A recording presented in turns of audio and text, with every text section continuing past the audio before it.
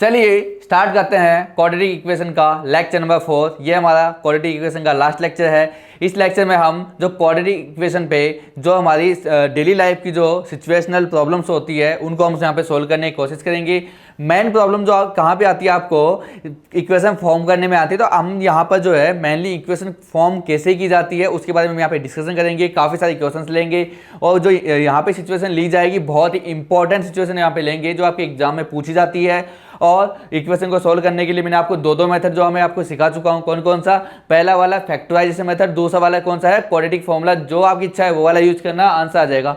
कई बार यहाँ पर ऐसी सिचुएशन भी दी जाती है जिसमें आपसे पहले पूछा जाता है कि क्या ये सिचुएशन यहाँ पर एग्जिस्ट करेगी या नहीं करेगी। वो वाली कंडीशन भी हम यहाँ पे सोल्व करेंगे। उसके बाद देखेंगे अच्छा ये वाली चीज़ आप चेक करने के लिए क्या यूज करते हो। तो मैंने आपको बताया था जब भी किसी इक्वेशन को अगर आप चेक करना चाहते हो कि इसकी जो रूट्स है या वैल्यू जो है वो रियल है या नहीं, तो क्या निकालते हो? डिस्क्रिमिनेंट निकालते हो। उसका फॉर्मूला क्या था? b² - 4ac। तो पहले आपको वो चेक करना है। कब चेक करना है? जब कहेगा कि बताओ क्या ये सिचुएशन आप पॉसिबल है या नहीं। अगर सिचुएशन पॉसिबल होगी तो डिस्क्रिमिनेंट आपका रियल होगा, मतलब पॉजिटिव होगा ना। दो केस में आपका क्या होता है? रियल होता है। कौन कौन से में? जब इक्वल टू 0 होता है वो ग्रेटर देन इक्वल टू 0, दोनों में क्या होता है? वहां पर वैल्यू जो है पॉसिबल होती है। तो आओ हम यहाँ पे डायरेक्टली बिना टाइम वेस्ट किए सिचुएशन कुछ क्वेश्चंस लेते हैं और वहाँ उनकी जो इक्वेशन बना के उनको सॉल्व करने की कोशिश करते हैं। मेन फोकस जो रहेगा हमारा इक्वेशन फॉर्म करने पे होगा, क्योंकि इक्वेशन को सॉल्व करना तो आप लोग सीख चुके हो अच्छे से। आपको अच्छे से आपने लास्ट 2 लेक्चर में आपने अच्छे से रिवाइज किया है ना। पहला लेक्चर जो था उसमें फैक्टराइजेशन देखा कंप्लीटली, दूसरे वाले में आपने क्वाड्रेटिक फॉर्मूला अच्छे से किया। मतलब आपको सॉल्व करना तो अच्छे से आता है लेकिन फॉर्म करने में थोड़ी दिक्कत होती है। आओ उसी चीज को हम सॉल्व करते हैं। पहला क्वेश्चन देखो क्या बेटा, in a class test the sum of the Shefali's mark in mathematics and English और मैथ का टेस्ट हुआ और दोनों में से टोटल मिलाए कितने मिले? 30 मार्क्स मिले हैं। Had she got 2 more marks in mathematics and 3 marks less in English. अगर उसको 2 मार्क्स तो मैथ में ज़्यादा मिले होते और 3 मार्क्स अगर इंग्लिश में कम मिले होते तो वो जो मार्क्स मिले उनका जो प्रोडक्ट मिलने के बाद, ये 2 ज़्यादा और 3 कम मिलने के बाद उनका जो प्रोडक्ट होता वो कितना होता? आपका 210 होता। तो find the marks in the 2 subject. तो दोनों सब्जेक्ट में इंडिविजुअल कितने मार्क्स मिले वो आपसे पूछा जा रहा है। तो मुझे बताओ यहाँ पर दोनों सब्जेक्ट के मार्क्स का सम दिया हुआ है ना। तो एक काम करो, किसी अगर एक को अगर मैं x एज्यूम करता हूं तो सेकंड वाला जो है क्या 30 - x ही होगा क्या? तो यहाँ पर एक को मान लो आपने मैथ्स के जो मार्क्स है यहाँ पे अच्छे से लिखेंगे ना, मैं यहाँ शॉर्ट में लिख रहा हूँ। अगर मैथ्स के मार्क्स को अगर मैं यहाँ पे एज्यूम कर लूँ x, तो बताओ जो इंग्लिश वाले मार्क्स जो होंगे वो बताओ कितने बचेंगे? क्या 30 - x ही बचेंगे यहाँ पर? ये वाली चीज़ आपको पता लगी।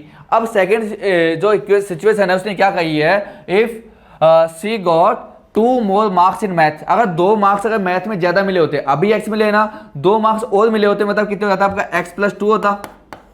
और अगर 3 marks less in English, 3 number English में कम मिले होते तो अभी कितने मिले हैं? 30 - x। में से 3 कम कर दोगे तो 30 - x - 3, तो 30 में से 3 जाएगा 27 बचेगा। तो जो मार्क्स बचेंगे कितने बचेंगे? 27 - x बचेगा।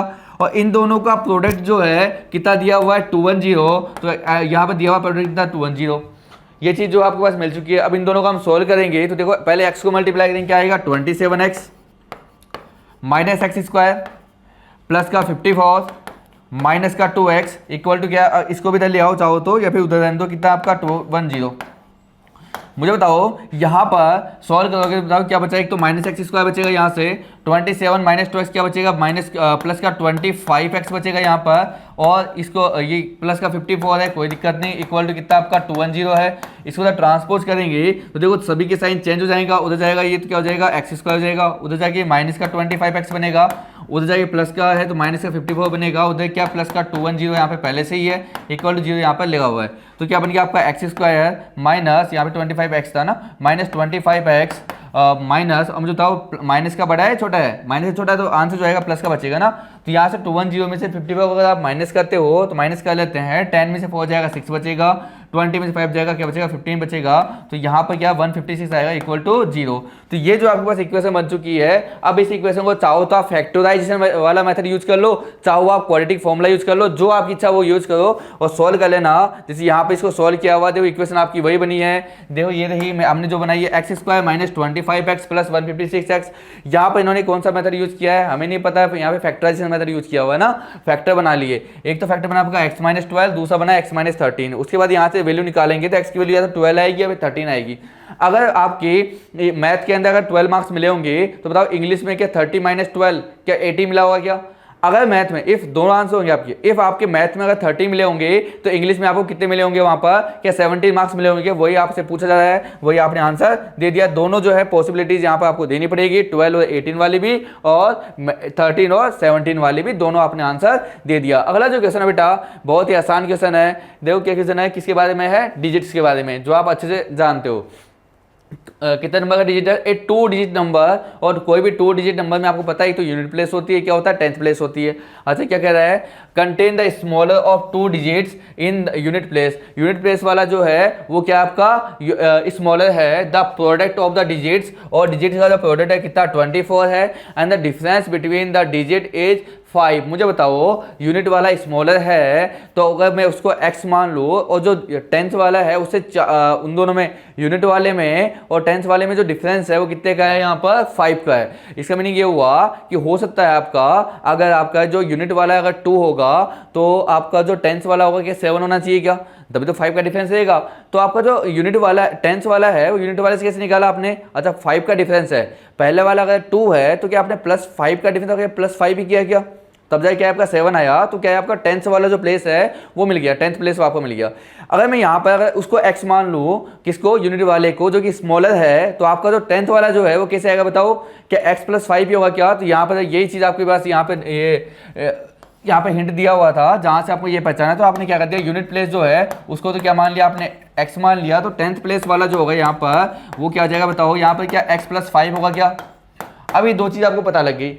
अब उसने कुछ और कहा है कि the product of the digits, वो जो डिजिट्स आई, ये वाली जो डिजिट है इनका प्रोडक्ट जो बोला है, कितना बोला है उसने? क्या 24 बोला है क्या? इनका प्रोडक्ट हम कर लेते हैं x × x +5, तो क्या आ जाएगा बताओ? क्या 24 आएगा। लेकिन वो पूछ रहा है कि आपसे नंबर पूछ रहा है, तो बताओ यहाँ पर जो नंबर बनेगा वो कितना बनेगा बेटा? आप बोलोगे सर पहले लिखते हैं यूनिट प्लेस, फिर 10 से मल्टीप्लाई करते हैं और फिर लिखते हैं 10th प्लेस, वो क्या आपका x +5 है। तो इसको जैसे सॉल्व करेंगे तो बताओ क्या आ जाएगा आपका? 10x + 50 प्लस x बचा क्या? तो क्या आ जाएगा बताओ? 11x + 50 जो आपका नंबर होगा। x की जो वैल्यू आएगी यहाँ पे पुट करेंगे तो हमें नंबर मिल जाएगा। मुझे बताओ कि इसको जैसे मल्टीप्लाई करेंगे क्या आ जाएगा? x² + 5x आ जाएगा। ये था कि माइनस होगा 24 = 0। क्या क्वाड्रेटिक इक्वेशन बन चुकी है क्या? चाहो तो फैक्टराइजेशन यूज करो, चाहो तो आप क्वाड्रेटिक फॉर्मूला यूज करो, और यहाँ से x की वैल्यू फाइंड आउट होगी। x की जो भी वैल्यू आएगी यहाँ पर हम पुट करेंगे तो हमें क्या मिल जाएगा? वहाँ से आपको नंबर मिल जाएगा जो आपको रिक्वायर्ड है, क्वेश्चन में पूछा गया। तो इस तरीके से हम जो भी सिचुएशन प्रॉब्लम होगी इस तरीके से आराम से उसको पढ़ेंगे, उसको आराम से हम सॉल्व कर लेंगे। देखो यही वाली इक्वेशन आपकी बनी है, यहाँ से सॉल्व करके x की वैल्यू एक तो मिली -8, एक मिले 3, लेकिन आपका तो ये डिजिट है ना, नेगेटिव तो हो ही नहीं सकता। आप डिजिट ले रहे हो उसको, नेगेटिव नहीं होगा, नेगेटिव आपका साइन नंबर को दिखाता है। तो बताओ x की वैल्यू क्या लेगी? आपको 3 लोगे, और x की वैल्यू 3 लेके जैसे आप वहाँ पे पुट करोगे तो जो नंबर है क्या बनेगा आपका? 83 बनेगा। पुट करके देख लो, आपका x की वैल्यू 3 है तो 11 3 जा 33, 33 + 50 आपका 83 होता है। तो आपका जो आंसर है जो परफेक्टली आ जाएगा। देखो अगला जो क्वेश्चन है बहुत ही इंपॉर्टेंट क्वेश्चन है, बोर्ड एग्जाम में आता है बार बार, एक अच्छा क्वेश्चन है। इसमें पता है आप लोग कंफ्यूज कहाँ होते हो? जब भी फ्रैक्शन वाला क्वेश्चन आता है आप सोचते हो अरे ये तो कौन सी का होगा? पेयर ऑफ लीनियर इक्वेशन का होगा। लेकिन बेटा क्वेश्चन की सिचुएशन को पढ़ लिया करो, यहाँ पर आपके माइंड में कंफ्यूजन क्रिएट होता है। क्योंकि ऐसे क्वेश्चन जो डिजिट वाले क्वेश्चन है, नंबर वाले, वो हमने वहाँ भी सोल्व किए हैं, लेकिन वहां पे साफ साफ दो, पहले तो दोनों में डिफरेंस करने का एक तरीका है। वहां पर दो सिचुएशन दे रखी होती है अलग अलग, बिल्कुल अलग अलग दो सिचुएशन दे रखी होती है। यहां पर क्या होता है? एक ही सिचुएशन होती है जिसके अंदर उसी के लिए बोला जाता है, एक ही सिचुएशन के लिए बोला जाएगा, किसके अंदर? क्वाड्रेटिक के अंदर। अगर दो अलग अलग सिचुएशन है तो मतलब कौन सा क्वेश्चन लगेगा? वहां पर पेयर वाला यूज करना पड़ेगा। ऐसा नहीं कि यहाँ पर आप एक्स वाई एज्यूम कर लेंगे तो आंसर पर गलत होगा, नहीं होगा, थोड़ा लेंथी हो जाएगा, बाद में जाके बनेगी आपकी क्वाड्रेटिक की, वैसे ही सोल्व होगा। आप चाहे तो करके ट्राई करके देख लेना, वैसे भी आपका आंसर तो आ ही जाएगा, थोड़ा लेंथी हो जाएगा। अब यहाँ पे क्या बोला है देखो, the denominator of the fraction is 1 more then, एक ज्यादा है, then twice the numerator, numerator के डबल से भी एक ज्यादा है। कौन? डिनोमिनेटर। तो देखो दोनों में रिलेशन की बात कर रहा है, न्यूमरेटर और डिनोमिनेटर में रिलेशन की बात कर रहा है। क्या बात कर रहा है कि अगर आपका न्यूमरेटर अगर आपका मान लो x है तो डिनोमिनेटर जो होगा ना वो न्यूमरेटर के डबल से भी एक ज्यादा है। मतलब न्यूमरेटर को आपने x मान लिया, उसका डबल क्या होगा? 2x, उससे भी एक ज्यादा, मतलब +1 करना पड़ेगा। तो डिनोमिनेटर जो होगा क्या आ जाएगा आपका 2x प्लस 1 हो जाएगा। कब हो जाएगा? जब आप न्यूमरेटर को क्या मानते हो? x मानते हो। तो एक काम करो ना, बात क्यों करते हो, मान ही लो। जब बातें ही करते हो तो मान भी लिया करो। वैसे तो नालायक हो, बट मान लिया करो कुछ बातें। जिसको आपने x मान लिया तो आपका डिनोमिनेटर जो होगा वो क्या हो जाएगा बताओ? यहाँ पे क्या हो जाएगा बताओ? क्या आपका 2x प्लस 1 हो जाएगा क्या? अब आपको तो क्या चाहिए? फ्रैक्शन चाहिए ना। बताओ यहाँ से जो फ्रैक्शन बनेगा, बताओ क्या बनेगा? बोलो, तुम ही बोलो। फ्रैक्शन जो है आपको पता है क्या होता है? न्यूमरेटर अपॉन में डिनोमिनेटर। तो न्यूमरेटर आपका x है और डिनोमिनेटर क्या आपका 2x प्लस 1 है। तो ये आपका हो जाएगा। अब क्वेश्चन ने क्या कहा आगे? If the sum of the fraction, fraction का सम, फ्रैक्शन क्या ये रही, तो इसका सम, तो जो बोला लिख लो, बाद में देखेंगे आगे क्या बोला है। एंड इट्स रेसिप्रोकल, रेसिप्रोकल में टांग पकड़ के उल्टी तो करते हैं, कर दो उल्टा, इसको ऊपर ये नीचे, और इस दोनों का सम की बात तो प्लस करेंगे, 2x प्लस 1 ऊपर जाएगा और x आपका नीचे आएगा। इक्वल टू बताओ कितना दिया हुआ सम? अरे भैया इसको भी चेंज कर लेते हैं। 21 2 जा 42, 42 प्लस 16 जो होता है क्या 58 होता है क्या? क्या 58 अपॉन में 21 ही दिया हुआ है।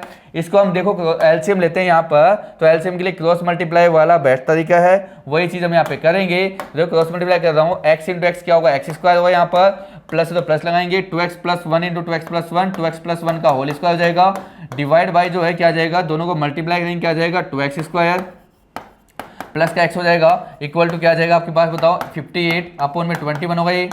आगे देखो जैसे आप सोल्व करोगे तो देखो कितना जाएगा। यहाँ पे आप स्क्वायरिंग बहुत सारी, मतलब यहाँ पे स्क्वायरिंग कर दो, ए प्लस बी का होल स्क्वायर लगा दो, क्या बन जाएगा? एक्स स्क्वायर प्लस बताओ ये क्या बन जाएगा आपका?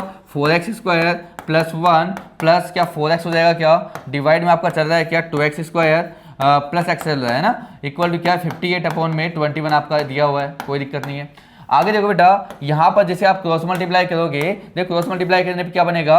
ये अच्छा ये देखो ऐड हो रहा है, क्या 5x स्क्वायर बन रहा है ना। बार बार स्टेप क्या लिखूँ यहीं पे? 5x स्क्वायर इंटू 21 कितना जाएगा? 105x square. 21 इंटू 4 क्या जाएगा? प्लस का 84x, 21 बन जा 21 प्लस का 21 इक्वल टू 58 इंटू 2 कितना जाएगा बताओ? बोलो कितना जाएगा? 116। तो क्या जाएगा? 116, तो 116 यहाँ पर आ जाएगा sorry X square plus 58 into X आ जाएगा प्लस का 58। ये जो चीज़ें यहाँ पर बन चुकी है, अब इनको एक साइड लेंगे, इनको उधर ले जाते हैं। जैसे उधर लेके जाओगे, याद में एक्स नहीं लगाया क्या? हम भूल जाते हैं कभी कभी। इसको उधर लेके जाओ, क्या जाएगा? 116 एक्स स्क्वायर प्लस का 58x, और इसको उधर लेके जाओगे सबके साइन चेंज हो जाएंगे, सबके सब माइनस के हो जाएंगे। तो माइनस का 105x स्क्वायर माइनस का 84x माइनस का 21 इक्वल टू 0 आपका बचेगा। इधर लगाओ जीरो को, चाहे उधर लगाओ, 0 0 रहेगा, कभी भी हीरो नहीं बनेगा। तो यहाँ पे देखो माइनस को क्या बचेगा? 11x स्क्वायर बनेगा। और यहाँ पे बताओ ये आपका प्लस का, वो माइनस का, तो माइनस का बचेगा। 40 में से 8 जाएगा तो 6 बचेगा, और यहाँ पर 7 में से 5 जाएगा तो 2 बचेगा, 26 बचेगा। और साथ में x है, वो साथ में बताओ, और नंबर क्या बचा आपका? ये वाला नंबर माइनस का 21 इक्वल टू 0। तो ये जो है आपके पास क्वाड्रेटिक इक्वेशन बन चुकी है। या इसको हम सोल्व करेंगे, वहां से हमें क्या मिलेगा बताओ? x की वैल्यू मिलेगी, और x की वैल्यू को हम कहाँ पे पुट करेंगे? यहाँ पर इस वाले फ्रैक्शन में पुट करेंगे। वहां से हमें क्या मिलेगा? इसका आंसर मिलेगा। x की वैल्यू पुट करते हमें क्या मिल जाएगी? फ्रैक्शन मिल जाएगी। क्या वही फ्रैक्शन जो है आपसे पूछी जा रही है क्या?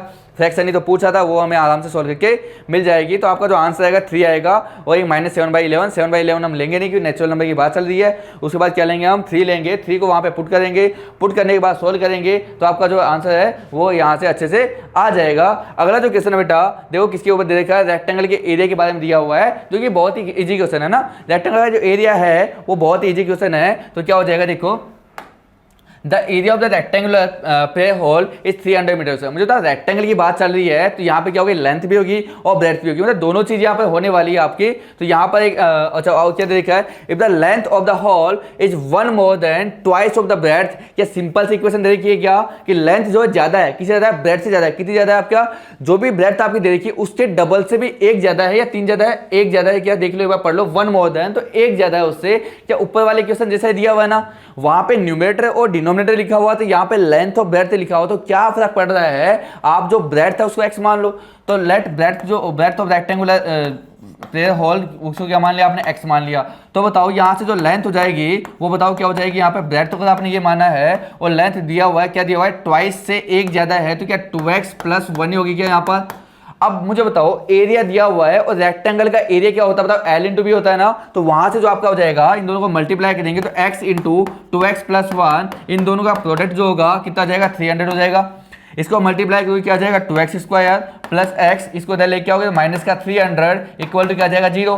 सिंपल सी क्वाड्रेटिक इक्वेशन आपके पास बन चुकी है। इसको हम आराम से सॉल्व करेंगे, हमारा जो x की वैल्यू आ जाएगी। क्या उसकी डायमेंशन ही पूछा जाए? डायमेंशन का मतलब ये होता है ये रेक्टेंगल किससे बना हुआ है, लेंथ ऑफ ब्रेड्थ से बना हुआ। तो लेंथ ऑफ ब्रेड्थ आपसे पूछ रहा है कि x की वैल्यू आते ही हमारे ये वाले आंसर जो है दोनों यहाँ पर आपको मिल जाएगा। तो एक इजी क्वेश्चन था।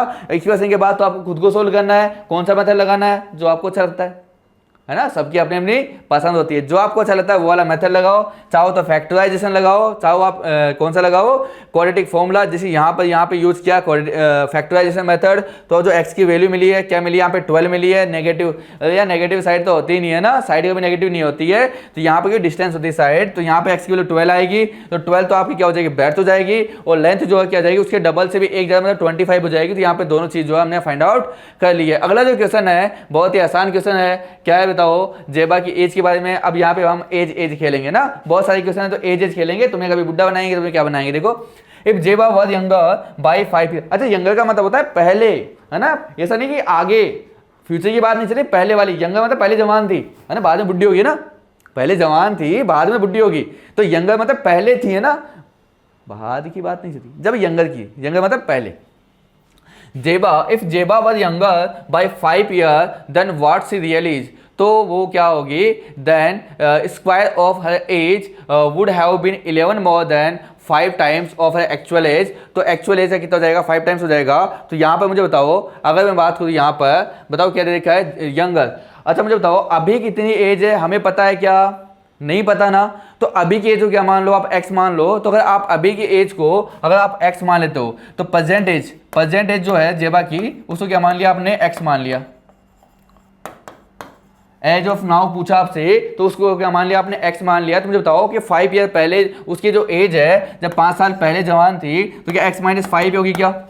5 साल पहले की एज हमें पता है। अब क्या कह रहा है आगे, if Zeba was younger 5 year then what she really is, then square of her age. वो जो एज थी उसकी, उसका स्क्वायर कर दो भैया, स्क्वायर उसकी एज का जो स्क्वायर है वुड हैव बीन, ये होगा किसी को होगा 11 मोर देन, 11 ज्यादा है, मतलब 11 प्लस करना पड़ेगा, किसमें करना पड़ेगा, 5 time of actual as. Actual as क्या माना हुआ हमने, x माना, उसका 5 टाइम से भी 11 ज्यादा है, तो क्या 5x प्लस 11 होगा क्या। ये चीज यहाँ पे आपको दे रखी है, इसको हम सोल्व करेंगे। a माइनस बी कॉलेज का यहाँ पे अप्लाई करोगे क्या हो जाएगा, एक्स स्क्वायर प्लस का 25 माइनस का 10x, इन दोनों को इधर लेके आओ तो माइनस का 5x माइनस का 11 यहाँ से हो जाएगा इक्वल टू 0। तो बताओ यहाँ से आप सोल्व करोगे क्या बन जाएगा, देखो एक्स स्क्वायर, यहाँ पे दोनों क्या माइनस का 15x, और साथ में बताओ क्या बनेगा, क्या आपके यहाँ पे प्लस का 14 बचा क्या इक्वल टू 0 यहाँ पर आएगा। उस हिसाब से हम आराम से इसको, अब क्वाड्रेटिक बन चुकी है, आगे तुम इसको इजीली सॉल्व करेंगे, आंसर जो आपका आ जाएगा। तो इजीली आपका सोल्व होगा, आराम से आंसर आएगा। एज जो है आ जाएगी। यहाँ पे देख लेते हैं कितना एज आया आपका, एक्स की वैल्यू एक तो 14 आई, एक 1 आई है। मुझे बताओ अगर आप 1 साल पहले, अभी एक्चुअल एज अगर आप 1 ले लोगे तो 5 साल पहले कौन सी एज लोगे, क्या उसको जन्म से पहले की एज लोगे क्या। अगर मान लो आपने 1 लिया, अब बच्चों के माइंड में आएगा अरे एक्चुअली दोनों पॉजिटिव, दोनों हो सकती है, एज पॉजिटिव आती है, ले लो कोई बात नहीं, ले लो। अरे भैया अगर तुम एक्स को अगर 1 ले लोगे तो क्या 5 साल पहले जा पाओगे, नहीं जा पाओगे ना।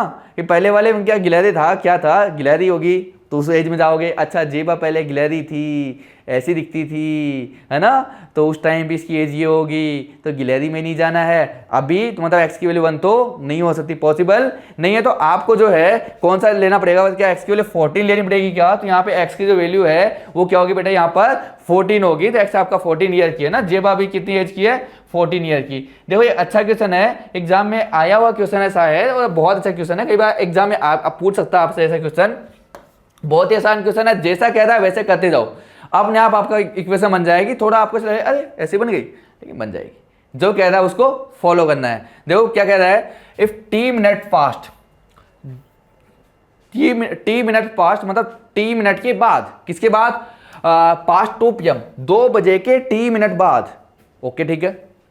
The time needed by the minute hand को और कितना टाइम चाहिए, minute hand of clock to show 3 PM, मतलब 2 बजे के टी मिनट बाद, टी मिनट हो गया। अब टी में कितना था, 10 मिनट थी, 20 मिनट थी, हमें नहीं पता, मान लो टी में 10 मिनट था, तो 2 बजे के बाद टी मिनट मतलब 10 मिनट मतलब 2:10 हो गई। इसके बाद और कितना टाइम चाहिए कि घड़ी में 3 बज जाए, क्या 50 मिनट और चाहिए क्या। इसी तरीके से हमें नहीं पता कितना है, लेकिन हमें पता 2 तो आपका आर में होता है ना, 2 तो, और 3 भी आर में होता है, मतलब हमें 2 से 3 बजाना है। तो बजाना क्या है, 2 से हमें 3 बजाना है। ओके ठीक है, 2 से हमारा टारगेट है 3 बजाना। अब हमें पता 2 से टी मिनट तो पहले ही आगे है, टी मिनट पहले तो आगे ऐड कर दो, टी मिनट पहले ही आगे है। तो मुझे बताओ ये तो मिनट में है ना, और ये आर में है, तो क्या मिनट को आर में चेंज करने के लिए क्या 60 का डिवाइड करना पड़ेगा आपको? तो बताओ क्या जाएगा, क्या टी अपॉन में 60 हो जाएगा क्या आपका? आर में चेंज कर दिया। अब आपका 2 बजे से ऊपर हो गया, टी के बाद टी मिनट पास्ट हो गया 2 बजे के बाद, मतलब टी मिनट और हो चुकी है। अब और कितना टाइम चाहिए कि आपका 3 बज जाए? वो दिया हुआ है, कितना दिया हुआ है, वो फाउंड जो टाइम चाहिए ना, वो कितना मिला आपको? 3 minute less, 3 minute come T square by 4 से। टी स्क्वायर बाई 4 था ना, उससे 3 मिनट कम टाइम चाहिए, लेकिन ये तो मिनट में है। हमें क्या चाहिए आंसर, यहाँ पे आर में ऐड करना पड़ेगा। तो आपको जो टाइम नीडेड है, कितना टाइम नीडेड है, क्या T square minus by 4 minus 3 minute ही आपको वो चाहिए क्या? ये मिनट में है, आर में चेंज करने के लिए 60 का डिवाइड करेंगे। तो क्या आपको T square by 4 minus 3 upon में 60 टाइम हो चाहिए क्या? तो जैसे ये ऐड करेंगे कितना बच जाएगा आपका? 3 बच जाएगा। यही तो कह रहा है क्वेश्चन। बताओ यहां से क्या 60 एलसीएम आ रहा है क्या? पहले ऊपर वाला एलसीएम लेते हैं ना, 4 एलसीएम आ रहा है, तो 2 प्लस टी बाई 60 प्लस यहाँ से 4 एलसीएम आएगा, क्या बनेगा? टी स्क्वायर माइनस का 12 डिवाइड बाई 4 6 240 बनेगा यहाँ पर, इक्वल टू 3। आपका कोई दिक्कत नहीं है। मुझे बताओ यहाँ पर एलसीएम आपका क्या आपके पास 240 आएगा क्या? 240 आपका एलसीएम आएगा, तो यहाँ बनेगा 240 2 से कितना जाएगा? 480 प्लस का 60 का डिवाइड किया कितना जाएगा? यहाँ पे 4 आएगा, 40 आ जाएगा आप यहाँ पर, प्लस का यहाँ पर टी स्क्वायर माइनस का 12 इक्वल टू क्या आ जाएगा? 3 आ जाएगा। क्रॉस मल्टीप्लाई हम यहाँ पे कर लेते हैं। जैसे क्रॉस मल्टीप्लाई करोगे तो बताओ क्या बनेगा? एक तो क्या टी स्क्वायर है, टी स्क्वायर, कोई दिक्कत नहीं है। अच्छा और क्या है? 40 है तो प्लस का 40 है, कोई दिक्कत नहीं है। अच्छा प्लस का 480 माइनस का 12 सोल्व कर लेते हैं इसको, या पहले बाद में सोल्व करेंगे ना। प्लस का 480 है और साथ में क्या माइनस का 12 है, इसको इधर मल्टीप्लाई करोगे क्या आ जाएगा बताओ? यहाँ पर क्या 720 आ जाएगा क्या? अब इसको जल्दी आते हैं भैया, तो टी स्क्वायर प्लस का 40 प्लस का 480 माइनस का 12 और इधर आएगा तो क्या माइनस का 720 आएगा इक्वल टू 0। इसको हम सोल्व करेंगे तो बताओ यहाँ पे क्या बचेगा? क्या इसमें से आप इसको माइनस करोगे तो बताओ क्या 240 बचेगा आपका? 240 में से 12 को माइनस करना है आपको, 12 को माइनस करोगे, अच्छा 12 को माइनस कर लोगे आप लोग, तो बताओ कितना बच जाएगा यहाँ पर? 240 में से 240 में से अगर 12 को माइनस तो 228 बचेगा। तो टी स्क्वायर प्लस का 40 प्लस का माइनस का बचेगा ना, माइनस का 228 इक्वल टू क्या जाएगा? 0। ये जो आपके पास क्वाड्रेटिक इक्वेशन बन चुकी है। जैसे आप सोल्व करोगे टी की वैल्यू आ जाएगी, और टी तो आपको चाहिए, टी आपसे पूछा गया है तो टी की वैल्यू जो है आराम से सोल्व होके आ जाएगी। वो टी की वैल्यू सोल्व कर लेना, टी की वैल्यू 14 आएगी, वो क्या जाएगा आपका आंसर हो जाएगी। टाइम कभी नेगेटिव नहीं होता, तो माइनस वाला तो वैसे ही आंसर नहीं होगा क्योंकि टाइम कभी नेगेटिव नहीं होता है। अगला जो क्वेश्चन है कॉटेज इंडस्ट्री वाला क्वेश्चन है, जो मैंने आपको पहले भी करवाया था, क्योंकि कॉटेज इंडस्ट्री वाला क्वेश्चन एक इंपॉर्टेंट क्वेश्चन है। आपको एग्जाम में कई बार ये कॉन्सेप्ट जो है आता है, इसलिए मैंने यहाँ पर 2 क्वेश्चन यहाँ पे लिए। एक मैंने लेक्चर 1 में जो हमने इक्वेशन बनाना सीख रहे थे तो वहाँ भी सिखाया था, अब कर तो यहाँ भी वही रहा हूँ, इक्वेशन बनाना ही सिखा रहा हूँ, क्योंकि मैंने आपको सॉल्व करना मैंने पहले आपको सिखा दिया है। तो सॉल्व तो बेटा आपको ही करना है ना, थोड़ा सा कष्ट तो करना ही पड़ेगा आपको ना, क्योंकि ये जो क्वेश्चन है वो 5 नंबर में आता है, 5 मार्क्स चाहिए, तो थोड़ा कष्ट तो करना पड़ेगा। मैं यहाँ पे आपको इक्वेशन बनाना सिखाता हूँ, इक्वेशन में बनाना मैं सिखाऊंगा, सॉल्व करो आप और 5 नंबर लेके आओ। तो अगला जो क्वेश्चन है क्या देखो, cottage industry produce a certain number of pottery article in a day, वहां पर टॉय थे, यहाँ पे आर्टिकल्स है। ओके ठीक है। It was observe on a particular day that the cost of production of each article was 3 more than twice of the number of the article produced on that day। अच्छा क्या कह रहा है कि एक पोल्ट्री है, मतलब एक इंडस्ट्री है, वहां पर कुछ नंबर ऑफ टॉय जो है प्रोड्यूस होते हैं एक दिन के अंदर, ठीक है। कितने होते हैं हमें नहीं पता, लेकिन जितने भी होते हैं ना, तो कोई एक आर्टिकल होगा, उसकी कोई कॉस्ट तो होती होगी ना। तो एक आर्टिकल की जो कॉस्ट है वो कितनी दे रखी है उसने, कि जितने भी प्रोड्यूस हुए, जितने भी कितने आर्टिकल प्रोड्यूस हुए हमें नहीं पता, लेकिन जितने प्रोड्यूस हुए उसका क्या हो जाएगा, उसके डबल से। ध्यान देना क्या कह रहा है कि जो कॉस्ट होगी, cost of production of each article, एक आर्टिकल की जो कॉस्ट होने वाली है वो क्या होने वाली है? 3 more than, 3 ज्यादा, किससे 3 ज्यादा? Twice of the number of article produce that day. उस दिन जितने भी आर्टिकल बने थे ना, उसके डबल से 3 ज्यादा जो है, डबल से 3 ज्यादा, मतलब अगर आर्टिकल वहां पर अगर आपके 5 बने थे तो कॉस्ट डबल से 3 ज्यादा, क्या आपका डबल से 13 होगी क्या? तो एक आर्टिकल की कॉस्ट क्या होगी, यहाँ पे 13 होगी। लेकिन मैं कहूँ उस दिन आर्टिकल कितने बने थे, आपके x बने थे, तो जो एक आर्टिकल की कॉस्ट होगी वो क्या आपके डबल से 3 ज़्यादा, तो क्या 2x + 3 होगा क्या। तो यहाँ पर यही चीज़ यहाँ पर देखना है। अब आपको बोला गया है, क्या पूछा है, find the number of article produce, तो कितने आर्टिकल उस दिन बने और एक आर्टिकल की कॉस्ट क्या है। तो भैया बेसिकली पूछ रहा है एक्स की वैल्यू बता दो, एक्स की वैल्यू पुट करके सब निकाल लेंगे। अब आपको एक काम करो, नंबर ऑफ आर्टिकल जो है, नंबर ऑफ आर्टिकल उसको क्या मान लो आप, एक्स मान लो। अगर नंबर ऑफ आर्टिकल एक्स है तो कॉस्ट जो होगी, कॉस्ट ऑफ ईच आर्टिकल जो होगा, कॉस्ट ऑफ ईच आर्टिकल वो क्या हो जाएगी बताओ। क्या डबल से 3 ज्यादा है, क्या 2x + 3 होगा ना। जितने आर्टिकल बन रहे हैं उसके डबल से भी 3 ज्यादा, तो क्या जाएगा यहाँ पर 2x + 3 होगा। अब मुझे बताओ क्या कह रहा है आगे, if the total cost of the production is 90, और कह रहा है कि टोटल कॉस्ट भी दे रखी है। अब मैं कह रहा हूं जैसे मान लो एक को अभी जैसे मैंने 5 वाला एग्जाम लिया था, 5 आपको टोटल बनाना है आर्टिकल, एक की कॉस्ट अगर 13 है तो टोटल कॉस्ट क्या आएगी, 13 × 5 65 आएगी। दोनों को मल्टीप्लाई किया तभी तो है भाई, एक की कॉस्ट दे रखी है, टोटल इतने चाहिए, तो दोनों को मल्टीप्लाई करते हो आप।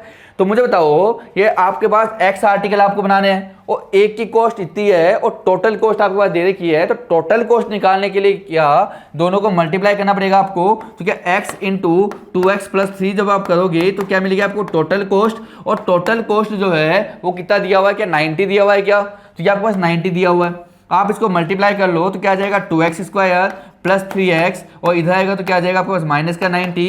मुझे बताओ क्या इक्वेशन बन चुकी है, क्या इक्वेशन क्वाड्रेटिक इक्वेशन बन चुकी है। इसको आप सोल्व करोगे, यहाँ से आपको x की वैल्यू मिलेगी, और x की वैल्यू बताओ यहाँ पर और यहाँ पर दोनों जगह पुट करोगे तो क्या आपको दोनों आंसर मिल जाएंगे क्या। और कह रहा है विलेजर्स के लिए कैसे हेल्पफुल है, तो उनको जॉब वगैरह मिल जाती है इसलिए हेल्पफुल है ये, है ना, उनको जॉब एम्प्लॉयमेंट प्रोवाइड करती है ना, तो इसलिए आपको मिल जाती है। अब यहाँ पर जो x की वैल्यू सॉल्व करने पे 6 आई है, x की वैल्यू 6 होगी तो नंबर ऑफ आर्टिकल 6 होंगे, तो आपके एक की कॉस्ट क्या हो जाएगी 15 हो जाएगी, क्योंकि डबल से 3 ज्यादा तो डबल आपका 12 होगा, 3 ज्यादा मतलब 15 होगा, तो ये क्या हो जाएगा आपका जो टोटल एक आर्टिकल की कॉस्ट है वो यहाँ पर हो जाएगी। अगला जो क्वेश्चन है देखो, ऑडिटोरियम क्वेश्चन है, इंपॉर्टेंट क्वेश्चन है, ध्यान रखना इंपॉर्टेंट क्वेश्चन है, ऑडिटोरियम वाला क्वेश्चन है। In an auditorium seat are arranged in a row and column, एक ऑडिटोरियम लिखा हो, मान लो यही आपका रूम है, ये ऑडिटोरियम है, इसको मुझे रो में और कॉलम में जो है अरेंज करनी है सीट्स को, मतलब बच्चों को बिठाना है। ये तो रो ऐसे 3-4 रो बना दिया, मान लो कितनी बनाई, और कॉलम में बना लिए। अब क्या कह रहा है, कुछ हमें नहीं पता कितने रो बनाए है, कितने कॉलम बनाए, हमें नहीं पता, अभी तक बोला नहीं उसने कुछ भी। The number of row was equal to the number of seats in a row, each row, कि कितनी रो है, इतनी नंबर ऑफ रो है जितने की एक रो के अंदर बच्चे बैठे हुए हैं। मान लो एक रो के अंदर 5 बच्चे बैठते हैं तो नंबर ऑफ रो भी कितनी है, 5 ही है। एक रो में 5 बच्चे बैठते हैं और नंबर ऑफ रो भी अगर 5 ही है, तो टोटल क्लास में, टोटल ऑडिटोरियम में बच्चे कितने बैठे हैं, तुम बोलोगे अच्छा 5 रो है, एक रो में 5 बच्चे बैठे हुए हैं, तो टोटल कितने होंगे, अच्छा एक में 5, 2 में मिला के 10, 3 में 15, 4 में 20, 5 में 25, तो टोटल मिला के 25 बैठ रहे हैं। क्या इतना सोचने से अच्छा आप बोलोगे एक में 5 बैठे हुए हैं, 5 सीट 5 रो है, हर एक में 5-5 बैठेंगे, तो 5 × 5 कितना होगा 25। क्या दोनों को मल्टीप्लाई करके आप निकाल सकते हो क्या। अब मुझे बताओ जब इक्वल रो है, इक्वल नंबर ऑफ सीट्स है एक रो के अंदर, तो मैं एक काम करता हूं, अगर मैं नंबर ऑफ रो को अगर मैं x मान लूं, तो नंबर ऑफ सीट जो होगी एक रो के अंदर, क्या वो भी आपके पास x ही होगी क्या। तो टोटल सीट अगर मुझे निकालनी होगी तो क्या मुझे x × x ही करना पड़ेगा, x रो और एक रो में x सीट, तो x × x क्या हो जाएगा, क्या x² होगा क्या आपका। तो यही आपसे पूछा जा रहा है आगे, when the number of row was double, और नंबर ऑफ रो का आप डबल कर दे तो कंडीशन दे रखी है, वो बात वो दूसरी बात है, जो मैंने बताई वो अलग चीज है। Was double then the number of seat in each row was reduced by 10, तो जो नंबर ऑफ सीट है क्या हो जाएगी 10 रिड्यूस हो जाएगी हर एक रो के अंदर। The total number of seat increase, और टोटल नंबर ऑफ सीट जो है कितनी इंक्रीज हो जाएगी, क्या 300 इंक्रीज हो जाएगी। पहला क्वेश्चन पूछा है the number of row in the original arrangement, original वाला अरेंजमेंट जो था उसमें जो टोटल नंबर ऑफ रो है कितनी है, या फिर आपसे ये भी पूछता है क्वेश्चन कि ईच रो में कितने स्टूडेंट बैठे थे, वो भी तो सेम ही बात है, या हर एक रो में कितनी सीट थी, वो भी तो सेम ही बात है, दो उसको भी एक से माना हुआ है। The number of seats in the auditorium after री अरेंजमेंट, और अरेंजमेंट करने के बाद कितनी सीट जो है अब टोटल है, मतलब कितनी इंक्रीज हुई है वो पता कर लो और पहले वाली पुरानी वाली में ऐड कर दो, पता लग जाएगा कितनी इंक्रीज हुई है। इंक्रीज तो हमें पता है 300 हुई है, दिया हुआ है, लेकिन पहले वाली नहीं पता पहले कितनी थी। अगर ये पता लग जाए पहले कितनी थी तो क्या उसमें 300 को ऐड कर दूंगा तो जो नई वाला अरेंजमेंट है उसमें टोटल सीट कितनी वो पता लग जाएगी। इसके लिए पहले वाली निकालनी पड़ेगी। तो एक काम करते हैं, let number of row be X. अगर नंबर ऑफ रो अगर एक्स है तो बताओ नंबर ऑफ सीट जो होगी, number of seat in each row, वो भी क्या होगा बताओ, एक्स ही होगा आपका, क्योंकि एक रो में जितने बच्चे बैठे होती तो नंबर ऑफ रो है, दोनों चीज इक्वल दे रखी है। तो बताओ टोटल नंबर ऑफ सीट जो होगी, total number of seat, total seat जो होगी यहाँ पर वो बताओ कितनी हो जाएगी। क्या एक्स रो है, एक्स एक में एक्स बैठे तो एक्स इंटू एक्स क्या एक्स स्क्वायर होगा क्या, ये चीज यहाँ पर दे रखा है। अब जो कंडीशन है, क्या कंडीशन दिया हुआ है, फर्स्ट क्वेश्चन सॉल्व करने जा रहा हूं। पहले क्वेश्चन के लिए क्या चाहिए पूछा है, अपने आप आ जाएगा। क्या कह रहा है देखो, when the number of row was double, number of row कितनी पहले x थी उसको डबल कर दिया, मतलब 2x कर दिया। जैसे ही 2x किया the number of seat in each row, पहले जो सीट थी क्या x थी क्या, अब क्या हो गए 10 जो है सीट कम हो चुकी है। पहले x थी अब क्या हो गई 10 कम हो गई, मतलब x माइनस 10 हो चुकी है। और मुझे बताओ आपको क्या टोटल सीट चाहिए, तो टोटल सीट लाने के लिए क्या दोनों का मल्टीप्लाई करना पड़ेगा। यहां भी हमने मल्टीप्लाई किया था दोनों को, भाई जितनी रो थी उसको एक रो में कितने बच्चे हैं कितनी सीट है उसको मल्टीप्लाई किया तो टोटल सीट हमारे पास आई थी। तो यहां पर भी हम क्या करेंगे, हमें पता है कि हमें जो रो है उसको डबल कर दिया, और यहां पर जो आपका जो नंबर ऑफ सीट है वो कितना रहेगा x माइनस 10। दोनों का प्रोडक्ट करने में आपको क्या मिलेगा, टोटल नंबर ऑफ सीट मिलेगी। तो टोटल नंबर ऑफ सीट पहले कितनी थी एक्स स्क्वायर, लेकिन उसने कुछ एक चीज और कही है कि जो आपने एक काम किया उसकी वजह से सीट कितना बढ़ गई है, 300 सीट बढ़ गई है। पहले अगर एक्स स्क्वायर थी तो अब की बात क्या एक्स स्क्वायर प्लस 300 हो चुकी है क्या, ये वाली चीज कह रहा है। एक काम को इसको मल्टीप्लाई कर लो, क्या जाएगा 2x स्क्वायर प्लस माइनस का 20x, इसको चलिए क्या होगा तो माइनस का एक्स स्क्वायर और माइनस का 300 और इक्वल टू 0 बचेगा। यहाँ पर देखो आप सोल्व करोगे तो आपके पास क्या बचेगा, देखो यहाँ से सोल्व कर लो क्या बचेगा, यहाँ पे एक्स स्क्वायर माइनस का 20x और माइनस का 300 इक्वल टू 0। अच्छा एक काम करते हैं, एक क्वेश्चन सोल्व कर लेते हैं, लेकिन तुम बोलोगे सर तो एक क्वेश्चन सोल्व नहीं कर रहे। अच्छा 300 1 जा 300 किससे आता है, 13 to 10 से आता है, 30 10 अरे 20 आता है, सीधा सीधा हो गया। तो एक्स स्क्वायर यहाँ पे आ जाएगा प्लस का 30x और माइनस का 10x आपका पेयर बन गया, माइनस का 300 इक्वल टू 0। मतलब यहाँ से कॉमन क्या है, एक्स कॉमन आ रहा है, क्या बचेगा x प्लस 30 बचेगा। यहाँ से माइनस का 10 कॉमन आ रहा है, क्या बचेगा x प्लस 30, माइनस कॉमन लेने की वजह से दोनों साइन प्लस के हो गए इक्वल टू 0। यहाँ से क्या हो रहा है x प्लस 30 कॉमन आ रहा है, तो x plus 30 into X minus 10 equal to क्या आ जाएगा यहाँ पर 0। तो यहाँ पर जैसे आप सोल्व करोगे बेटा आगे तो देखो क्या आ जाएगा, अरे बेटा हमने गड़बड़ कर दी है। क्या गड़बड़ कर दी है, हमें चाहिए माइनस का, तो बड़ा वाला माइनस का छोटा वाला प्लस का लेना था भैया। गड़बड़ कर दी, गड़बड़ कर दी। तुम भी कभी कभी ध्यान नहीं देते, बोल दिया करो नालायक को, गड़बड़ हो गई है यहाँ पर, है ना। ये वाला माइनस का लेना पड़ेगा, ये वाला प्लस का। तो देखो क्या बन जाएगा, यहाँ से कॉमन क्या है एक्स कॉमन आ रहा है, क्या बचेगा x माइनस 30। यहाँ पे क्या कॉमन आएगा प्लस का 10, क्या बचेगा x माइनस 30 इक्वल टू क्या जाएगा 0। बताओ यहाँ से कॉमन क्या x माइनस 30 कॉमन आ रहा है, तो यहाँ पे क्या बचेगा आपका x प्लस 10 इक्वल टू क्या आ जाएगा 0। तो बताओ यहाँ से x की वैल्यू क्या आ जाएगी 30 आएगी, दूसरे से क्या आएगी माइनस की 10 आएगी, तो x की वैल्यू क्या आ गई यहाँ से 30 और क्या आ जाएगी यहाँ से माइनस की 10। अरे बच्चा क्या सीट कभी माइनस में हो सकती है क्या, कि हम तो माइनस की सीट वाले में बैठेंगे ना, सीटें माइनस में होने लग गई थी, तो ये तो इम्पॉसिबल है। तो x की वैल्यू क्या आ गई 30, तो हमें पता है कि 30 रो थी और एक रो में 30 बच्चे बैठे हुए थे, तो नंबर ऑफ ओरिजिनल रो पूछा था कितने आ गए 30, पहला क्वेश्चन का आंसर मिल गया। सेकंड वाला जो है वो कह रहा है सेकंड वाला कि आफ्टर रीअरेंजमेंट कितना हुआ, तो पहले एक्स स्क्वायर थी बाद में एक्स स्क्वायर प्लस 300 हो चुकी है, और एक्स की वैल्यू पता है कितनी है 300 और 300 का स्क्वायर 30 का स्क्वायर सॉरी 30 का स्क्वायर प्लस 300 दोनों को सोल्व कर लेना। 30 का स्क्वायर 900 प्लस का 300 तो क्या जाएगा 1200 जो है उसके बाद सीट हो चुकी है। पहले 900 सीट थी, अब बढ़ के कितनी हो गई है 1200 हो चुकी है। यही आपसे सेकंड वाला क्वेश्चन पूछ रहा था। काम आपका हो गया। इस तरीके से आराम आराम से क्वेश्चन को पढ़ोगे, समझोगे, क्वेश्चन जो है अपने आप ही सॉल्व हो जाएगा। ये वाला क्वेश्चन मैंने कहा था इंपॉर्टेंट क्वेश्चन है, ये क्वेश्चन मैंने पहले भी करवा दिया आपको, और फिर से आपका ये क्वेश्चन जो आ सकता है। इसी सेम टाइप का क्वेश्चन आपका एरोप्लेन का आता है ना, चाहे आपका ट्रेन का क्वेश्चन आए, चाहे आपका एरोप्लेन का क्वेश्चन आए, क्वेश्चन सोल्व करने का तरीका तो सेम ही होने वाला है। दोनों सेम तरीके से सोल्व होंगे, दोनों में कोई डिफरेंस नहीं है।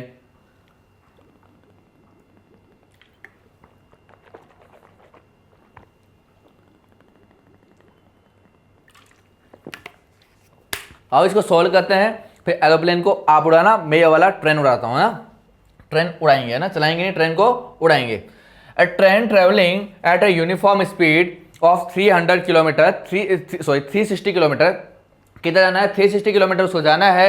Would have been taken 40 minute less, 48 minute कम लगेगी। अगर मुझे बताओ टाइम कम लग रहा है मतलब स्पीड बड़ी होगी। दिमाग में अगर क्वेश्चन में जो कई बार हो सकता है लिखने में मिस्टेक कर दे, तो हमें ये चीज कॉमन सेंस तो होना चाहिए ना। अगर टाइम कम लग रहा है मतलब स्पीड ज्यादा से चल रही है, भगा रहा है ना ड्राइवर, भगा रहा है ट्रेन को, उड़ा, अरे कम तो लगेगा ही ना, हम चला नहीं रहे, क्या कर रहे हैं, उड़ा रहे हैं, उड़ा रहे हैं तो ज्यादा लगेगा। तो यहाँ पर टाइम तो वैसे ही स्पीड ज्यादा होगी तो टाइम आपका कम लगेगा, क्योंकि हम क्या कर रहे हैं, उड़ा रहे हैं। तो यहाँ पे क्या हो जाएगा, टोटल डिस्टेंस दे रखी है, कितनी कवर करनी है, टोटल डिस्टेंस बताओ कितनी कवर करनी है, बताओ यहाँ पर क्या 360 कवर करनी है, क्या 360 किलोमीटर, और उसका 48 मिनट कम लगता है। कब कम लगता है, जब स्पीड को हम 5 किलोमीटर पर हाल जो है ज़्यादा कर देते हैं ना, बढ़ा देते हैं, तो यहाँ पे स्पीड तो टाइम कम लग जाएगा। फाइंड द ओरिजिनल स्पीड, तो वो बताओ पहले कितनी थी। तो एक काम करते हैं, पहले वाले को क्या मान लेते हैं, x मान लेते हैं। तो ओरिजिनल स्पीड जो है, ओरिजिनल स्पीड को आप x मान लो, तो original speed of train bx kilometre पर हार। मुझे बताओ जब स्पीड x थी, टाइम हमें नहीं पता कितना था, तो टाइम को भी क्या मान लो आप, t मान, and time taken by train BTR। हमें नहीं पता टाइम कितना लगा, टाइम को भी क्या मान लिया, t मान लिया। मुझे बताओ डिस्टेंस दे रखा है, स्पीड दे रखी है, टाइम दे रखा है, क्या दोनों में, तीनों में रिलेशन होता है क्या? आप बोलोगे सर बिल्कुल, क्या डिस्टेंस इक्वल होता है स्पीड इनटू टाइम। तो आप ये वाला फॉर्मूला लगाओ, स्पीड को हमने x माना हुआ है, टाइम को हमने t माना हुआ है, और टोटल डिस्टेंस हमारी 360 की वन है। हमें जो वैल्यू चाहिए वो निकाल लेते हैं। हम बोलेंगे सर हमें टाइम निकालना, तो टाइम निकाल लो, स्पीड निकालना, स्पीड निकालो, जो चाहिए उसको डिवाइड में भेजो, तो टाइम निकाल लेते हैं। यहाँ से क्या आ जाएगा, 360 बाई एक्स जो है इक्वेशन नंबर 1। किसी को भी ट्रांसपोज कर दो, जो मर्जी है ना, कोई जरूरी नहीं है उसी को भेजना, जो इच्छा है उसको ट्रांसपोज कर दो। अगला जो इक्वेशन है क्या दे रखा है, अब उसको उसने क्या किया, स्पीड को बढ़ा दिया। कितना बढ़ाया, पहले एक्स थी, अब स्पीड को बढ़ा दिया। स्पीड को बढ़ाते ही टाइम कम लगेगा, कितना कम लगेगा, 48 मिनट। अरे ये तो मिनट में है, और हमें जो यहाँ पर टाइम टी जो लिया हुआ हाथ में लिया हुआ है, इसको भी हाथ में कन्वर्ट करना पड़ेगा ना। तो कन्वर्ट करने के लिए क्या करेंगे, 60 का डिवाइड करेंगे। तो हमें बताओ सेकंड जो सिचुएशन है क्या कर रहा है वहाँ पर, अगर हमने स्पीड को, डिस्टेंस तो आपकी वो देने वाली है 360, स्पीड पहले x थी, अब उनको बढ़ा दिया, कितना बढ़ा दिया, 5 बढ़ा दिया, तो क्या x + 5 होगी क्या। जैसे हमने स्पीड को बढ़ाया into time, speed into time है ना, टाइम क्या हो गया, कम लग रहा है। पहले टाइम t लग रहा था, अब टाइम कम लग रहा है, मतलब माइनस करेंगे, कितना कम लग रहा है, 48 मिनट कम लग रहा है। लेकिन ये तो आपका हाल में है, तो इसको भी हाल में चेंज करेंगे, 60 का डिवाइड करेंगे, कितना कम लग रहा है, इतना कम लग रहा है। तो स्पीड इनटू टाइम जो है, क्या डिस्टेंस आता है, वो डिस्टेंस अभी भी कितनी है, 360 है क्या, बताओ इसमें कोई दिक्कत। 12 से कट रहा है 4 टाइम, 12 से कट रहा है 5 टाइम, कोई दिक्कत नहीं है। यहाँ पे देखो हम एलसीएम ले रहे हैं, तो x + 5, और यहाँ पे बताओ एलसीएम लेना चाहो तो एलसीएम ले लो, नहीं तो रहने दो इसको, t - 4/5 डिवाइड बाई कितना बोलो आपका 360 है क्या।